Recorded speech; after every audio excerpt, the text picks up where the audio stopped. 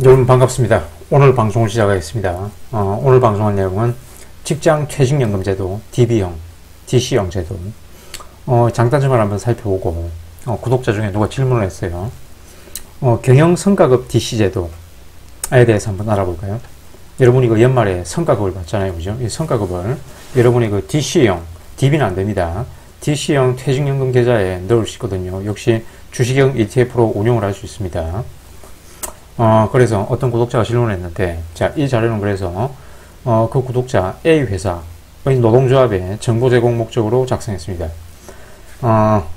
그동안 뭐 제 유튜브를 보신 분들은, 뭐 3년 이상 지켜보신 분들은 S&P 500 인덱스 펀드 투자, 패시브 투자의,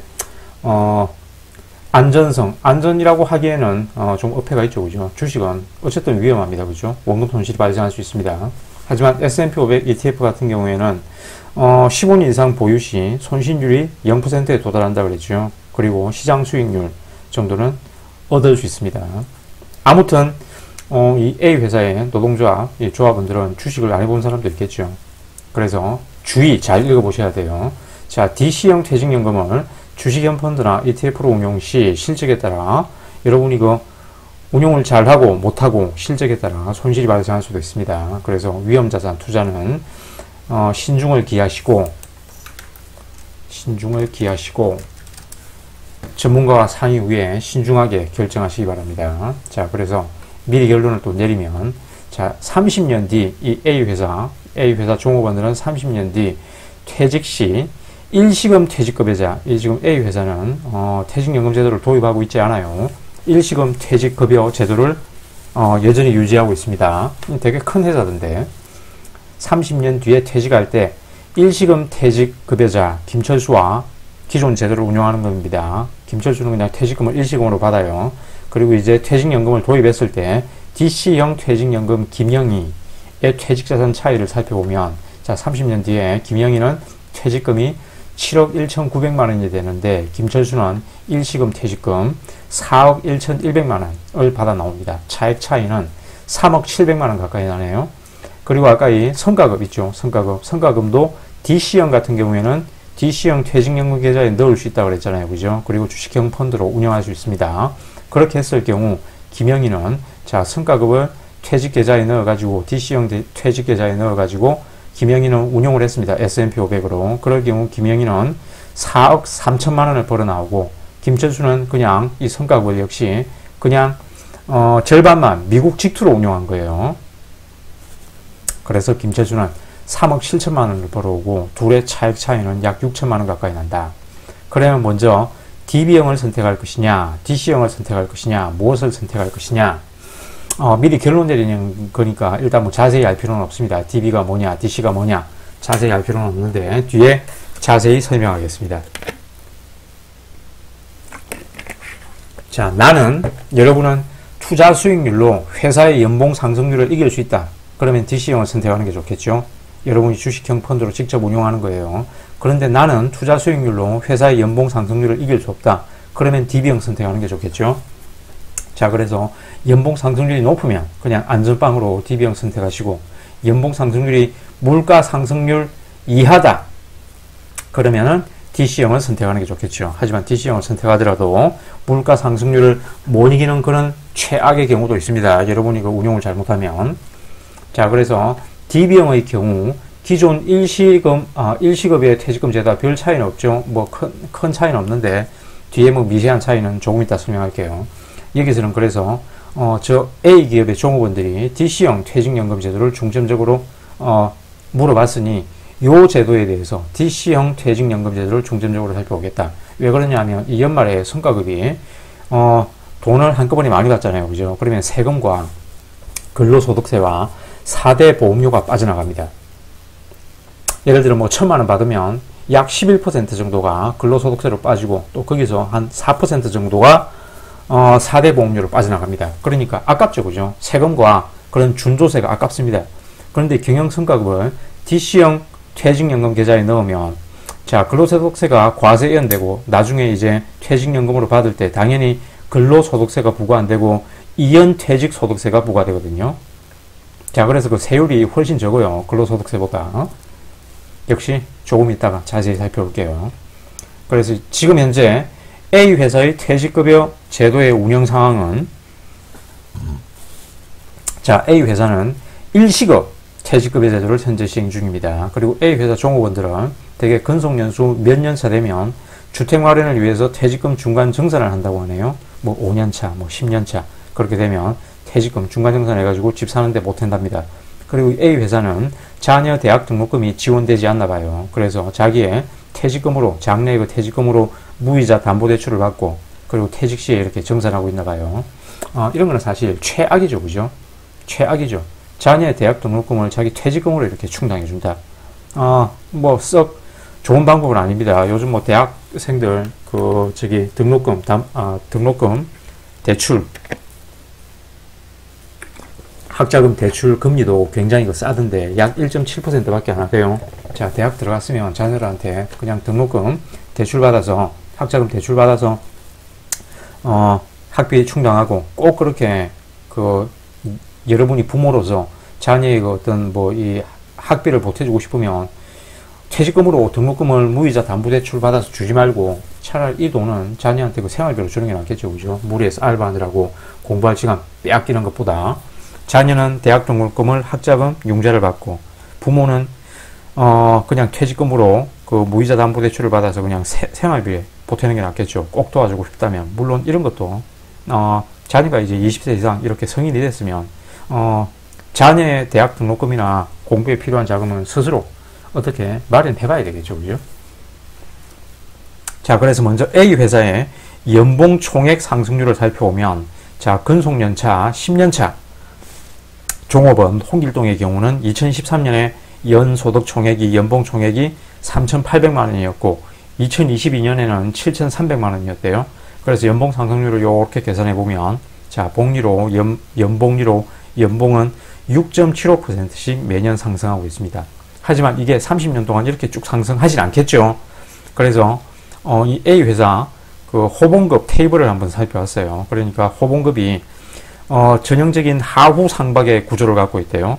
1년차에서 10년차에서는 호봉급 상승률이, 호봉 상승률이 5.97% 연봉률로 상승하고, 1년차에서 20년차 이렇게 장기 근속했을 때는 5.05%, 35년까지 근무했을 때는 3.84% 이렇게 호봉급이 상승했습니다.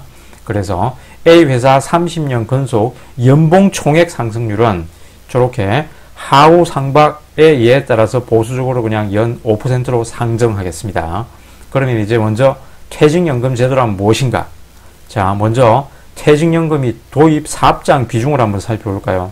구글에 찾아보니까 가장 최신 자료가 2012년 자료밖에 없대요. 그래서 2012년, 지금으로부터 한 11년 전입니다. 그죠? 12년 말 기준으로 퇴직연금 도입 비율을 보면 종업원 수가 큰 이런 중견기업 이상의 사업장에서는 퇴직연금을 거의 절반 이상 다 도입했죠. 그죠? 그리고 500인 이상 이런 대기업 같은 경우에는 86.5% 가까이 거의 다 도입했습니다.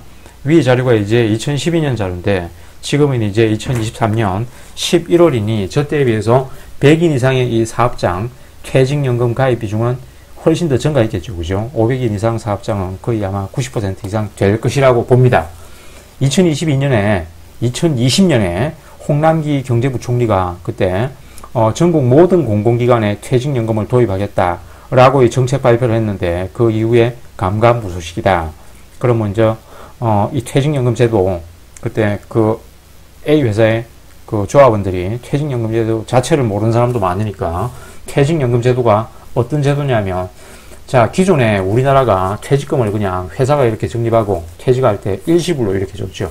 그죠? 그리고 퇴직금으로 퇴직 후에 사업하고 주식하고 하다가 날려먹는 그런 경우가 많았습니다. 그죠? 그리고 자녀들 결혼하는데 돈 보태주고, 집 사는데 돈 보태주고, 사업하는데 자기의 퇴직금으로 보태주다가 자녀도 망하고 자신도 망하고 그런 불행한 사례가 많았습니다. 그죠? 그래서 퇴직급여 제도란 근로자의 안정적인 노후 생활 보장을 위하여 근태법이라고 해요. 근로자 퇴직급여 보장법에 따라 퇴직급여를 지급할 목적으로 설정한 제도를 말하는데, 자, 퇴직급여 제도, 퇴직연금 제도를 지금 우리가 살펴보고자 하는 거예요. 자, 이 확정급여형이라고 있죠. 이거는 defined benefit라고 그럽니다. 확정기여형은 defined contribution이라고 그래요. 그리고 개인형 퇴직연금. 제 유튜브 영상을 보신 분들은 잘 알 것입니다. 그죠? 이거는 따로 하는 거예요. 말 그대로 개인형. 자기가 개인적으로 이 IRP 계좌를 만들어 가지고 연 300만 원 한도, 물론 그 연금저축까지 포함하면 연 900만 원 한도에 세액공제를 받고 최종 납입 최대 한도는 1,800만 원이죠. 그죠? 1,800만 원까지 납입할 수 있습니다. 세액공제는 900만 원까지만 받을 수 있어요. 추가적인 세액공제 목적으로 이렇게 개인 퇴직연금을 만들 수 있습니다. 그리고 이 확정급여형은 말 그대로 여러분 그냥 연봉 상승률만큼 퇴직금이 나온다고 생각하시면 되는 거예요. 그리고 이 확정기여형은 그 연봉 상승률에 플러스 여러분들이 운용을 잘 해가지고 플러스 수익률을 더 거둘 수 있는 거예요. 주식형 펀드나 채권 같은 걸로 운용할 수 있습니다. 그러면 이제 왜 이렇게 퇴직연금 제도가 도입됐냐? 자, 이 도입 배경을 보면 어쩌고저쩌고 이렇게 쭉 보이시죠? 그래서 퇴직금이 원래 은퇴 이후에 이제 노후 생활 자금으로 써야 되는데 이렇게 노후 재원으로 활용되지 못하고, 그리고 이 사업주가 또 퇴직금을 장부상으로만 이렇게 적립하고 나중에 자기 사업이 망하면 퇴직금을 체불하는 그런 경우도 있거든요. 그래서 30년 건속했는데 이 회사가 망해버리면 퇴직금을 못 받아요. 그죠? 물론 근로자 퇴직급여 보장법에 따라 가지고 최종 3년분의 퇴직금은 최우선 변제를 받을 수 있습니다. 최종 3개월분의 임금하고 최종 3년간의 퇴직급여는 최우선 변제를 받을 수 있지만 30년을 근속했는데 회사가 망해가지고 3년분만 퇴직금을 챙길 수 있다. 그러면 그것만큼 억울한 게 없겠죠. 그래서 이렇게 기업의 도산에 대한 대비로 기업의 사용자가 자기의 그 기업 예금 통장에, 법인 통장에 퇴직금을 적립하는 게 아니고 금융기관에, 은행이나 정권사, 보험사 같은 금융기관에 의무적으로 이 근로자의 퇴직금을 적립을 해야 돼요. 그러니까 회사가 망해도 이 자기의 퇴직금은 다른 금융기관에 적립되어 있으니까 회사가 망한 것과 상관없이 30년 근속을 하면 그 근속 연수에 따라 가지고 퇴직금을 받아 나올 수 있습니다. 그런데 이 퇴직연금 제도란 이제 자, 사용자가 퇴직급여 지급 재원을 금융회사에 적립하고 어쩌고저쩌고 해가지고 근로자가 퇴직 시 연금으로 받는 게 목적입니다. 물론 일시금으로 받게 되면 퇴직소득세가 왕창 부과되겠죠. 연금으로 받게 되면 퇴직소득세가 계속 이연되면서 저율과세 됩니다. 저율과세.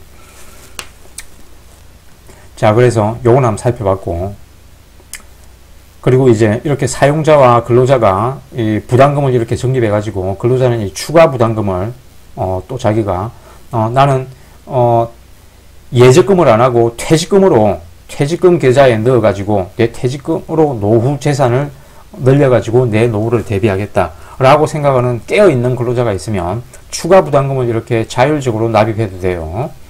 자, 그래서 퇴직연금 사업자 DB는 회사가 운영하고 약정된 그 금액만큼 퇴직할 때 근로자에게 지급하면 됩니다.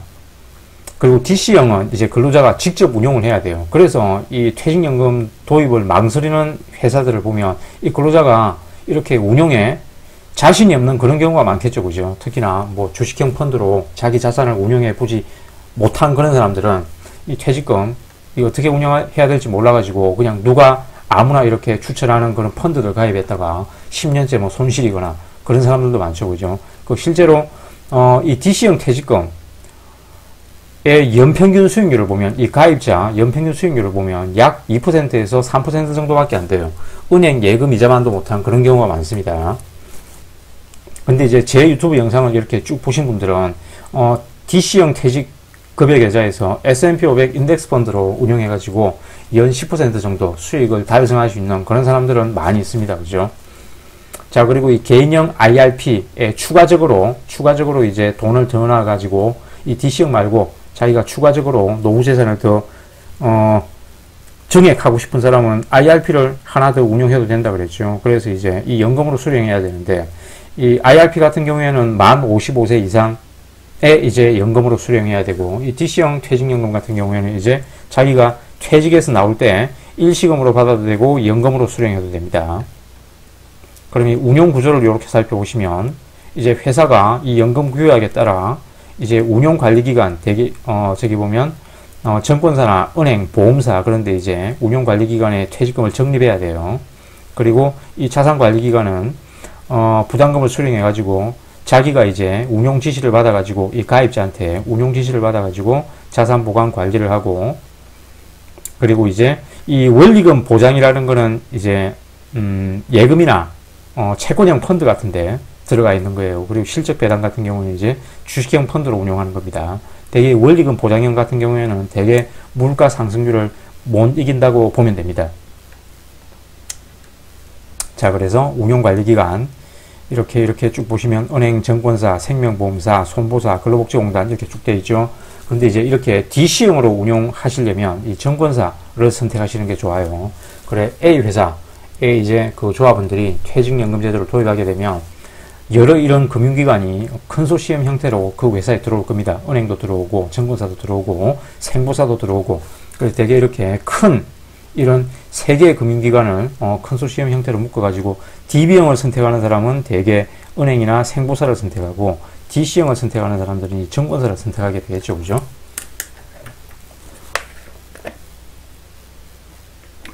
그러면 이제 A 회사가 퇴직연금 제도를 도입할 경우 이 기존의 일시급 퇴직급여 제도에 비교해가지고 그 장단점을 한번 살펴보기로 할까요? 이 시뮬레이션 설계는 어떻게 하냐면, 자, 김철수는 기존의 일시급 퇴직급여 대상자입니다. 퇴직연금을 제도를 도입 안 했어요. 그리고 김영희는 이제 DC형 퇴직연금 대상자예요.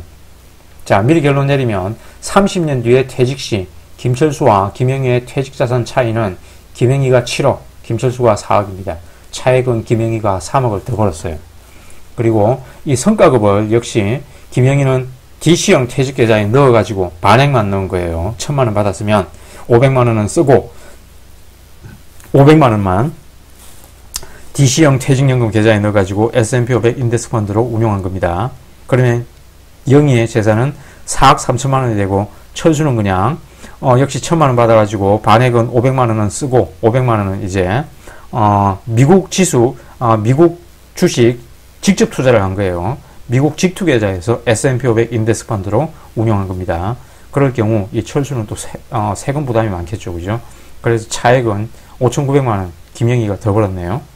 자, 그래서 A 회사에 입사한 김철수와 김영희가 30년 근무 후에 김철수는 이제 기존의 일시금 퇴직급여를 받고, 김영희는 매년 평균임금의 12분의 1에 해당하는 액수를 이제 회사가 매월 DC형 퇴직급여 계좌에 넣어주겠죠. 매월 이렇게 넣어주는 경우도 있고, 1년에 한 번 넣어주는 그런 회사도 있고, 반기마다 혹은 분기마다 넣어주는 회사도 있는데, 이 시뮬레이션에서는 매달 이렇게 균등하게 넣어주는 걸로 했습니다.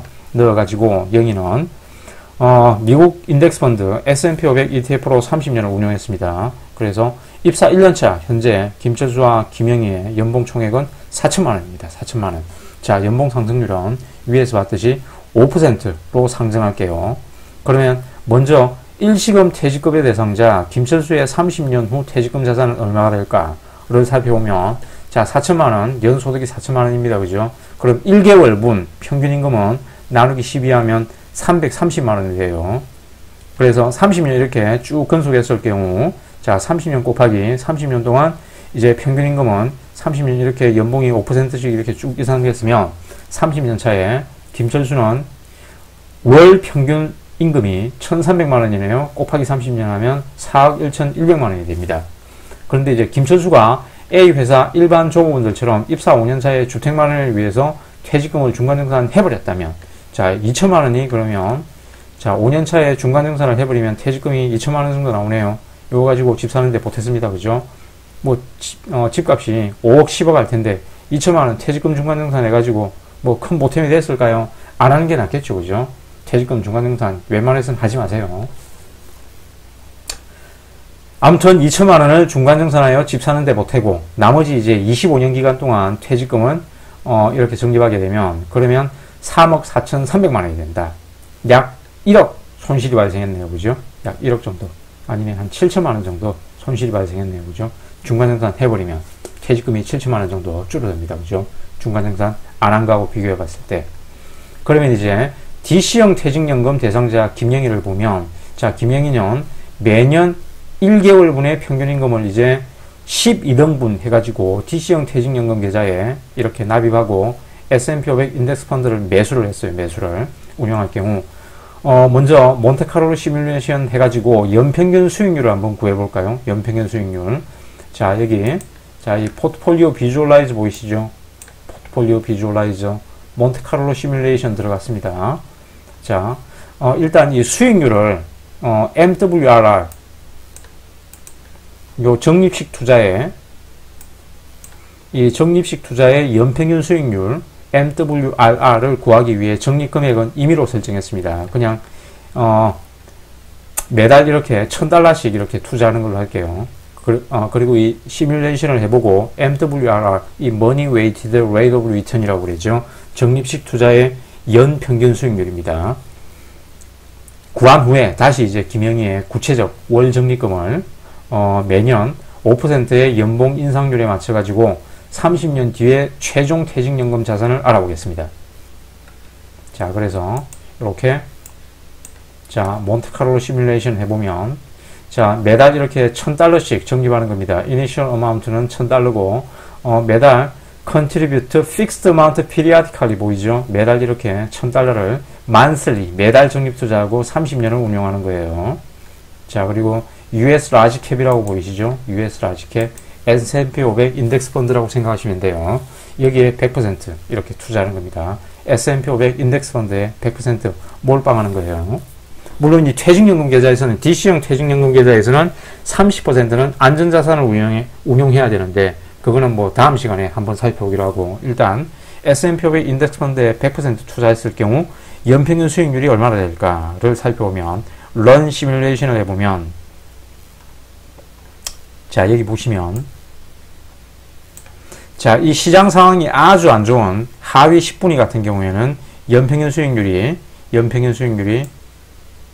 5.85%가 나오네요. 5.85%. 그리고 이 평균적인 시장 상황이 전개되는 중위 50분위의 시장 수익률은 10.35% 정도 나오네요. 자, 그래서 자, 이 몬테카를로 시뮬레이션은 이렇게 런 시뮬레이션 할 때마다 이 값이 달라지거든요. 난수 값이 다르게 반영되기 때문에. 그래서 제가 이 원고를 썼을 무렵에는 이 MWRR 연평균 수익률이 10.44% 나왔어요. 10.44%. 그래서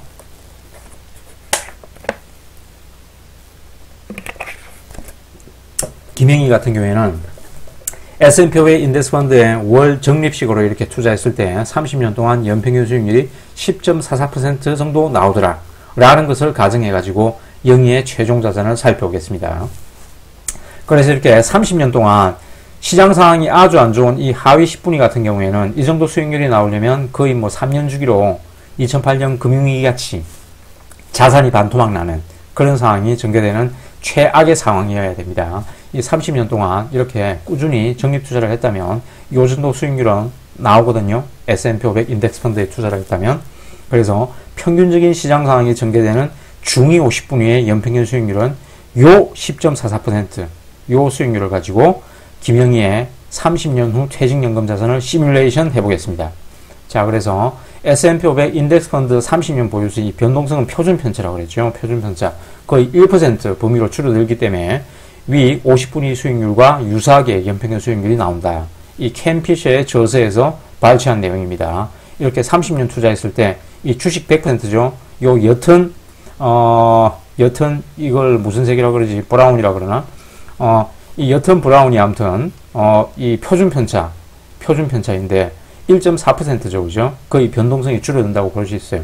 연평균 수익률은 11.2% 정도 나오네요. 저거보다 높습니다. 그죠?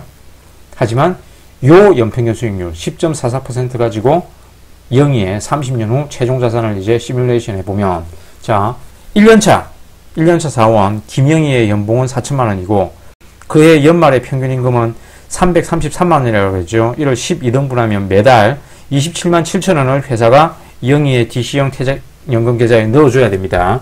그리고 영희는 이걸로 이제 S&P 500 인덱스 펀드를 매수를 하는 거예요. 그죠? 자, 여기까지 읽어보셨죠? 그리고 영희의 연봉 상승률이 매년 5%이니 해가 바뀔 때마다 여기에서 매년 5% 월 금액으로는 자, 월 복리로는 연봉리로는 5%씩 정액되고 월봉리로는 0.41%씩 적립되겠죠. 그죠? 요 수식 보셨죠? 자, 요 수식. 지수 방정식을 로그 방정식으로 전환해서 이자율을 구하시면 됩니다. 그래서 매월 월봉리로 요 금액은 0.41% 정액 적립됩니다. 이 조건으로 이제 파이썬 코드로 김영희의 30년 후 최종 자산을 구해보면, 자, 요 파이썬 코드 보이시죠?